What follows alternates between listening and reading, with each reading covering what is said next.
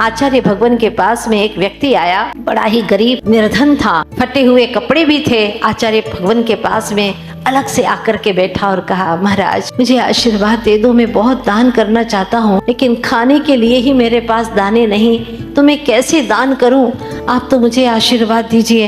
एक टाइम बड़ी मुश्किल से भोजन कर पाता हूँ। आचार्य जी ने देखा और उनके मुख से जो वचन निकले और कहा, दान किया करो। आज के लोग ऐसे कह देंगे कि कोई बात है क्या, बेचारे को धन दौलत चाहिए और उल्टा ऊपर से कह रहे कि दान और करो। कहाँ से करेगा, खाने के तो फाके पड़े हैं, कहाँ से दान करेगा। लेकिन गुरुओं की बातें बड़ी रहस्यमय हुआ करती हैं। अज्ञानियों को, मिथ्या दृष्टियों को, भोगवादियों को तो समझ में आने वाली है ही नहीं। अब वो बाहर निकला, उस प्रणाम किया गुरु के चरणों में और मन में सोचने लगा कि मैं दान करूं तो कैसे करूं। बाहर महाराज श्री बैठे हुए थे, उनसे पूछा उन्होंने कि गुरुदेव ने मुझे ऐसा आशीर्वाद दिया है, मैं क्या करूं, मुझे कुछ समझ में नहीं आ रहा है, कैसे दान दूं।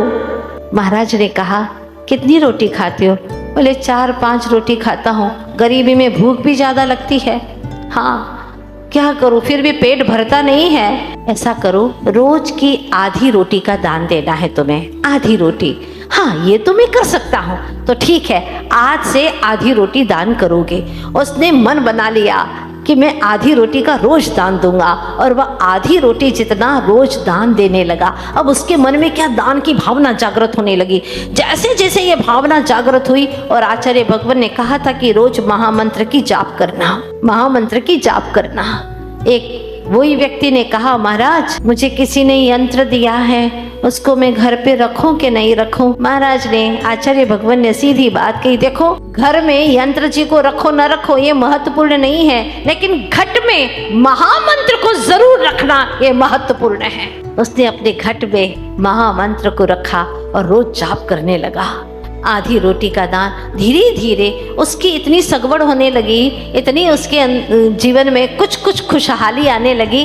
उसको लगने लगा कि अब मैं थोड़ा सा पेट भर भोजन कर पाता हूँ तो मैं 1 रोटी का दान करूँगा। धीरे धीरे 2 रोटी का, 4-6 महीने में तो इतना अंतर आ गया कि भर पेट किसी को भोजन करा सके उतनी सामर्थ्य वाला हो गया। 2 वर्ष के बाद में वो व्यक्ति आया था, मैंने उसे देखा, अपनी खुद की गाड़ी लेकर के आया और हाथ में चांदी का थाल लेकर के आया, आचार्य भगवान की पूजा करने के लिए आया।